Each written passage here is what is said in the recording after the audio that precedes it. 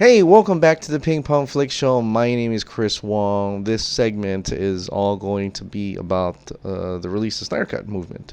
And specifically, I'm going to talk about being contacted by an individual, a writer from The Ringer. And now I know this individual have been trying to get in contact with the Project Comic Con team, and I don't know if they were successful in that, and if they did ever eventually get an interview. But this individual called me up and wanted my perspective on the Snyder Cut. And a lot of time, a lot of people, including myself, we were kind of like, oh, here we go again, Wall Street Journal, that paranoia, just like, is it going to be a negative thing and a positive thing?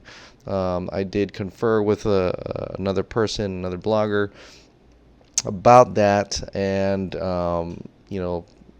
everything pointed to that I should talk about it, and I think I kind of went that way, and other people who are going to be interviewed and were interviewed also probably felt that way as well, since the Ringer is going to release this article about the Snyder Cut movement, and they were going to do it anyway. We might as well give our perspective on it, and actually kind of happy that we are allowed to give our perspective on an article that they're working on.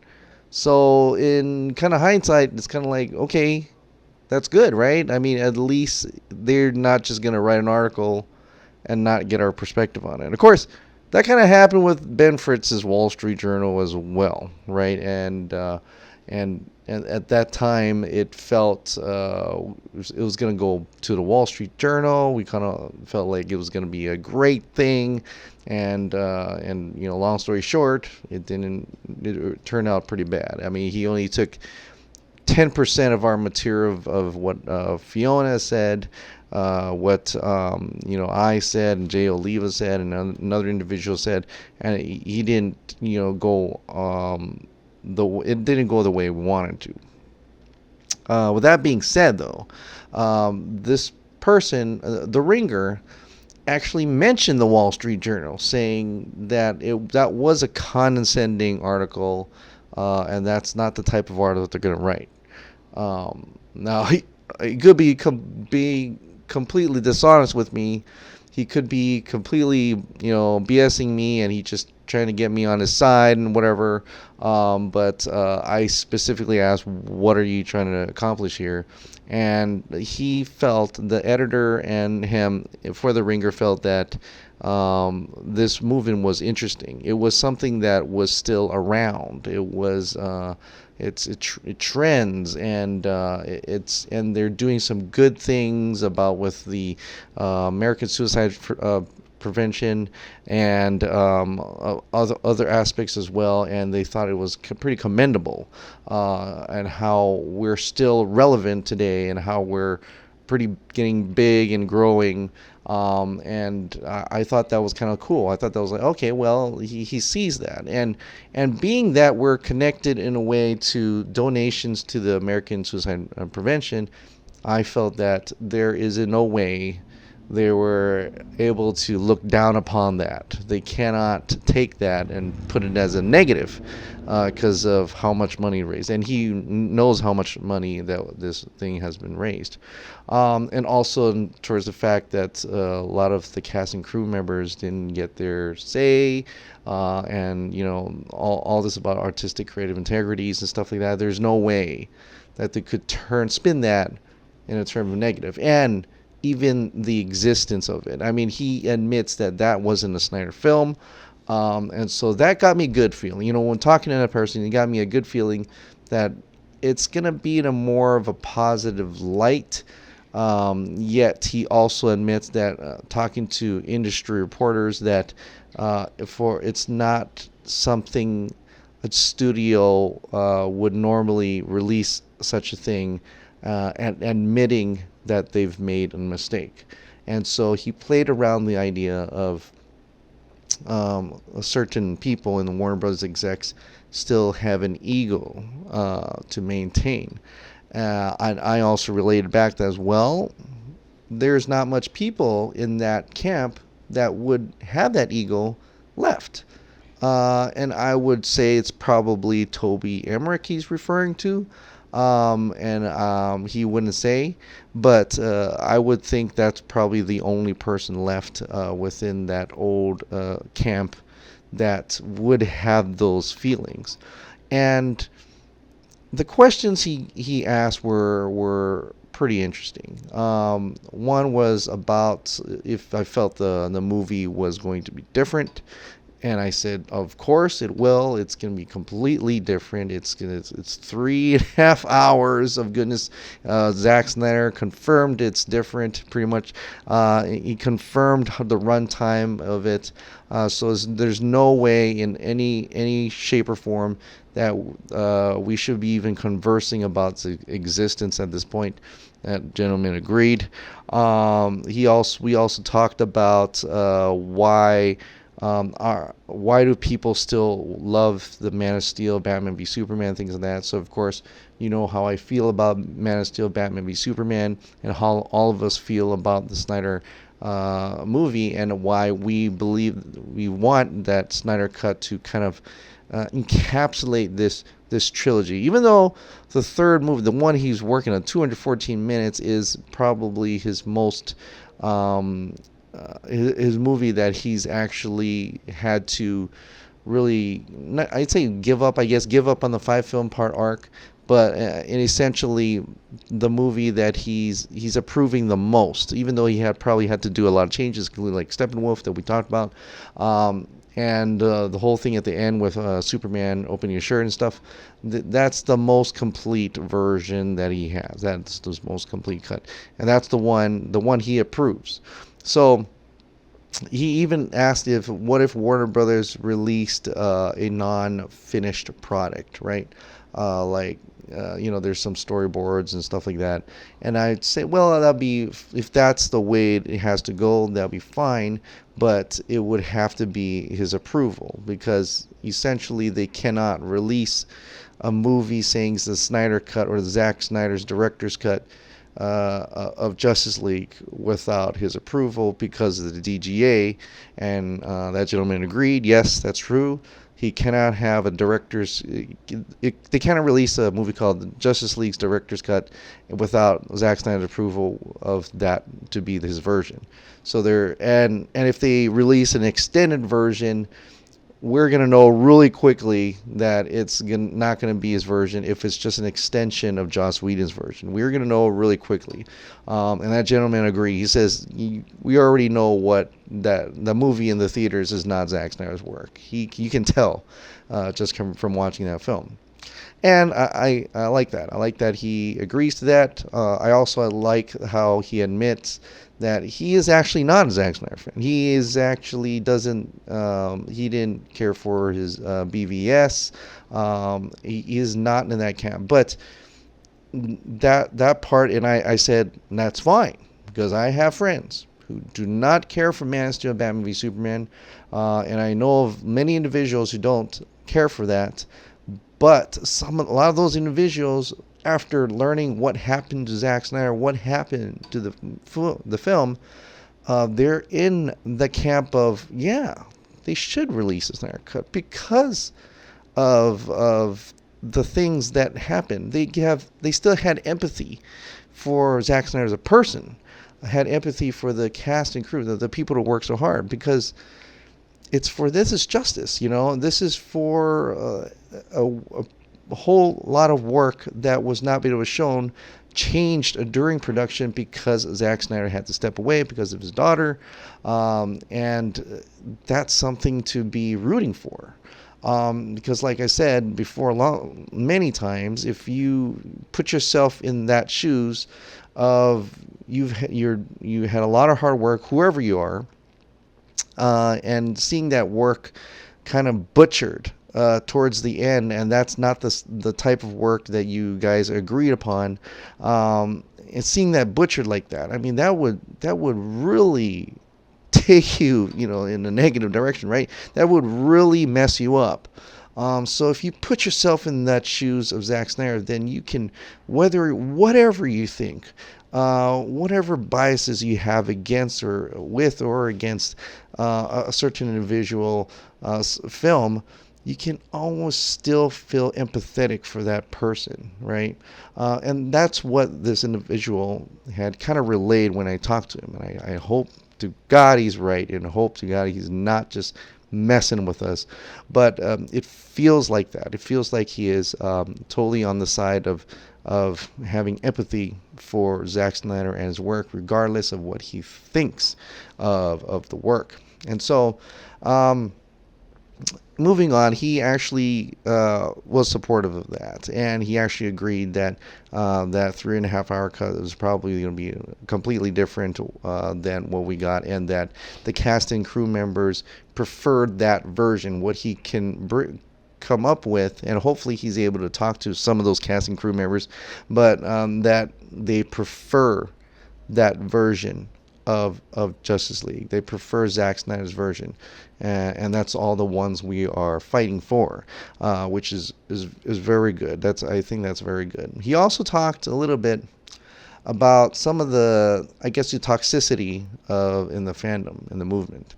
And specifically, he said for the times where Warner Brothers would tweet out something that is not specific to DC or anything, and people in the comments and tweets, they talk about, release a Snyder, release a Snyder, release a Snyder cut.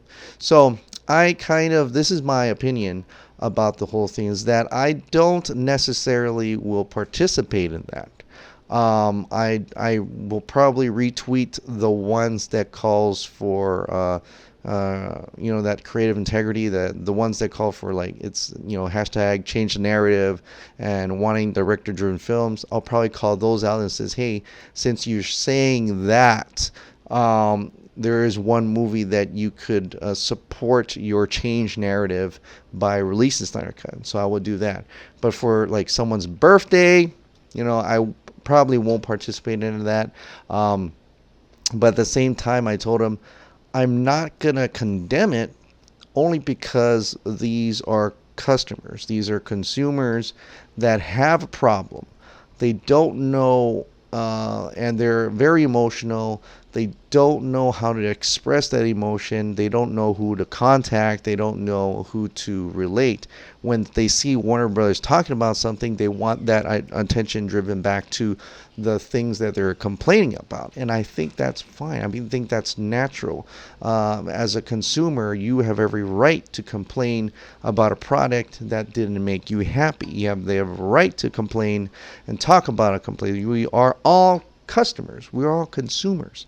And you hear the saying, customer is always right. And to an extent, yeah. They bought a ticket for something, they never got it.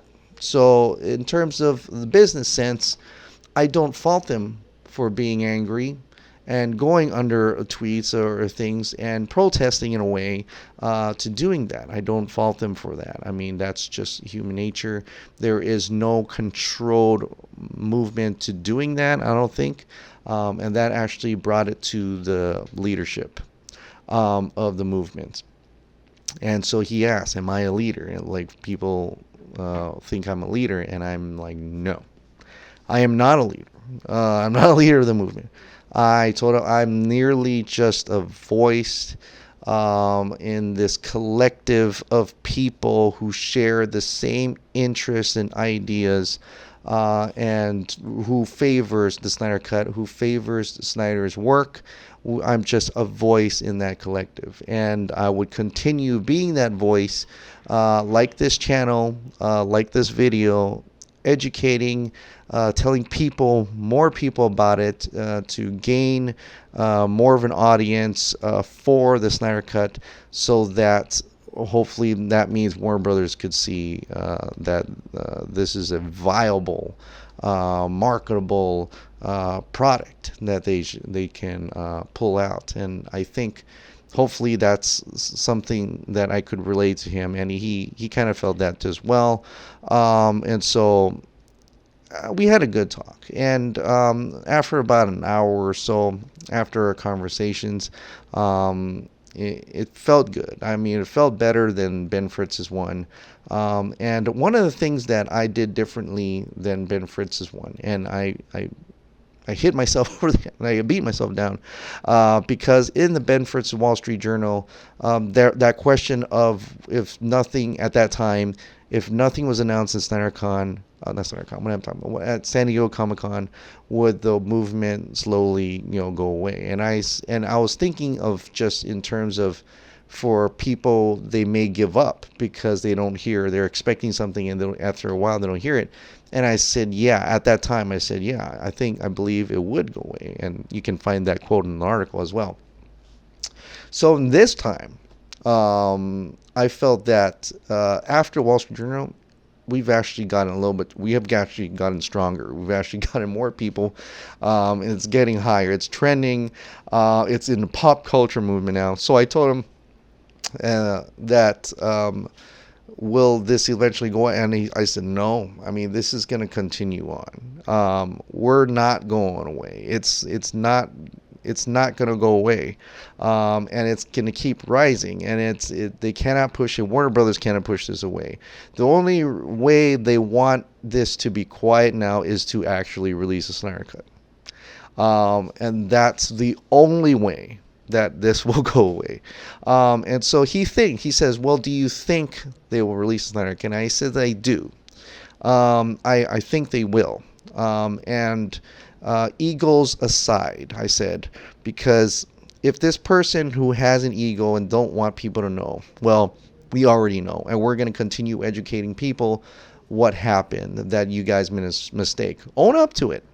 But at the same time, you have to put your ego aside for the sake of the company that you represent. That company is Warner Brothers. And if Warner Brothers is a company like any other company trying to make money, then you're sitting, there's money on the table.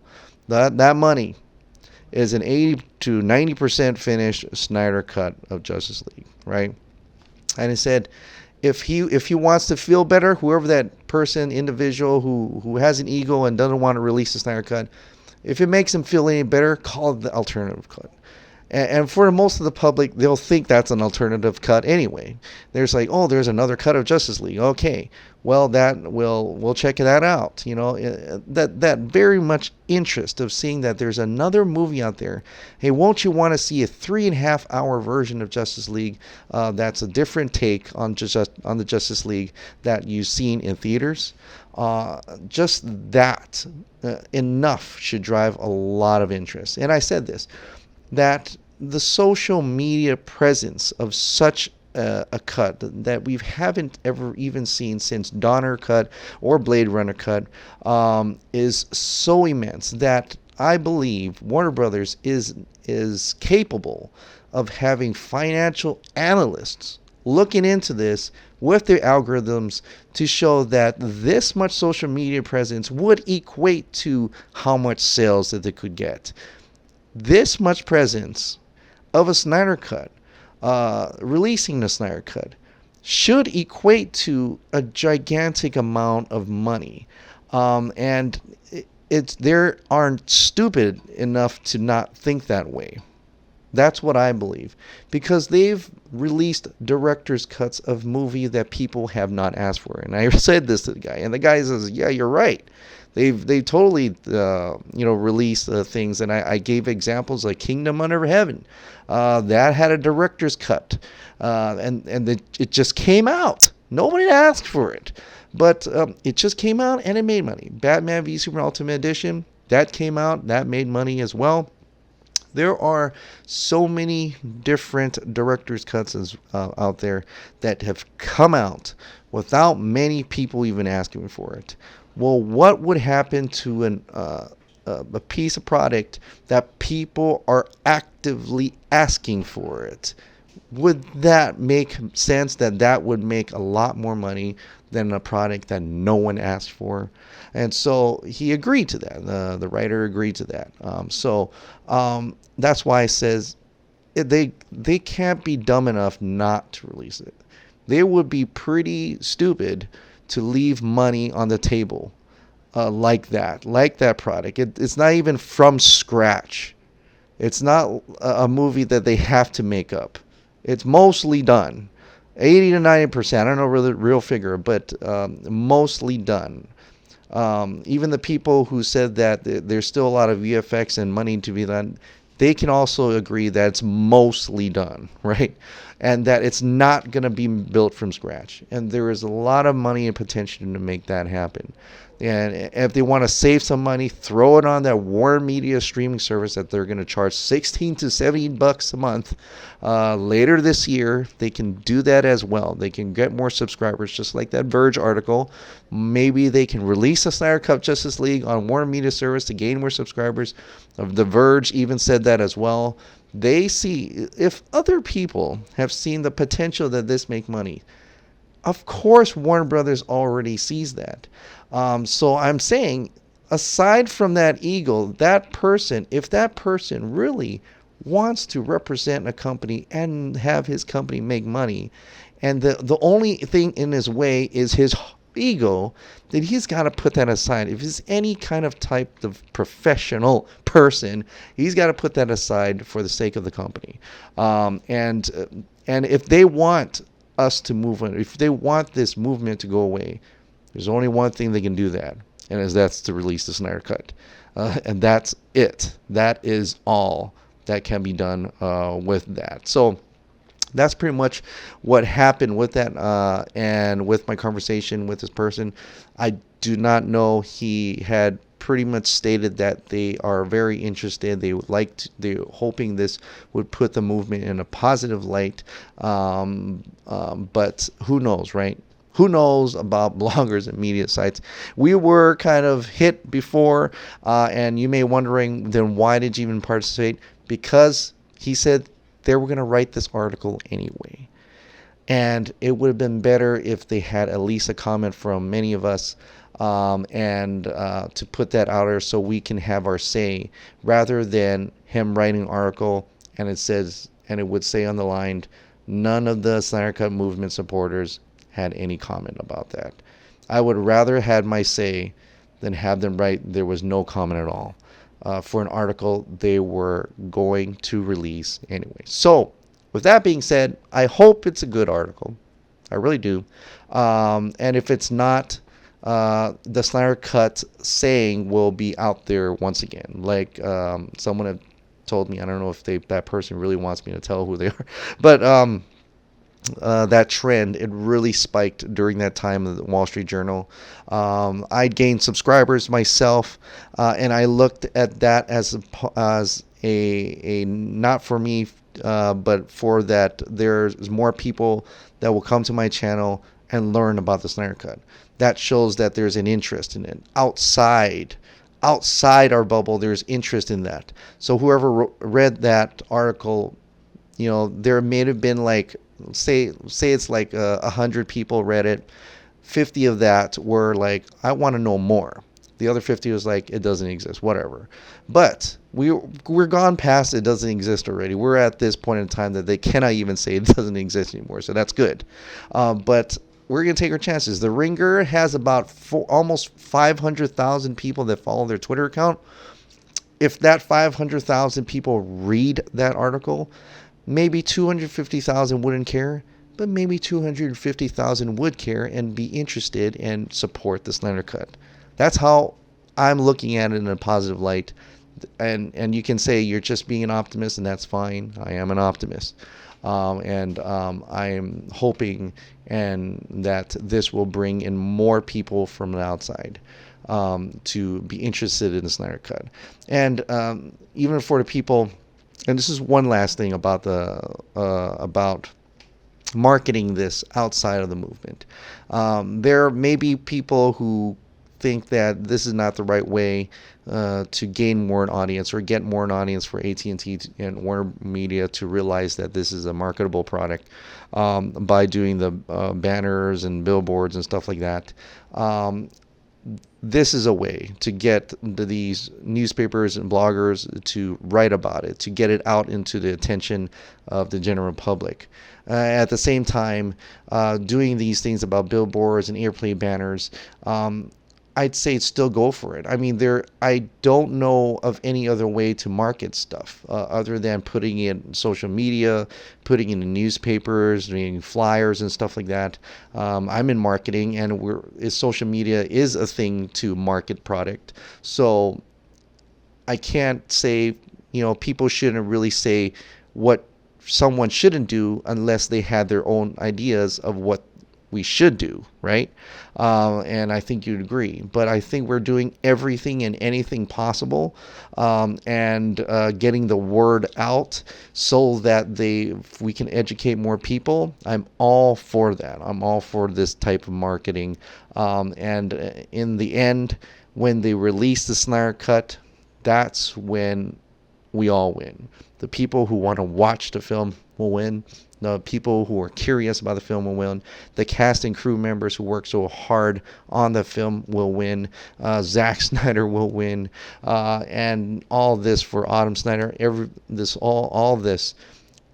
The symbol of the Snyder Cut will win, and it will hopefully prevent future studios from doing this again. So releasing Snyder Cut is the end game, and a symbol for everything, for artistic creative integrities and justice for cast and crew members. I've said it all.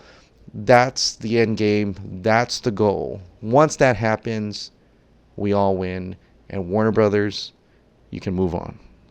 You can move on. You won't see anybody much tweeting about it ever again, and you can continue making your films that you wanted to make. So that's it. All right, guys. Well, that is it for today. A long video, sorry, but I thought I had to get my thoughts and share with you what I've talked to the Ringer about, so that you'll know firsthand what we talked about before whatever article they were going to put out. So that is it. All right. Thank you so much for subscribing, and thank you so much for watching. I'll see you next time.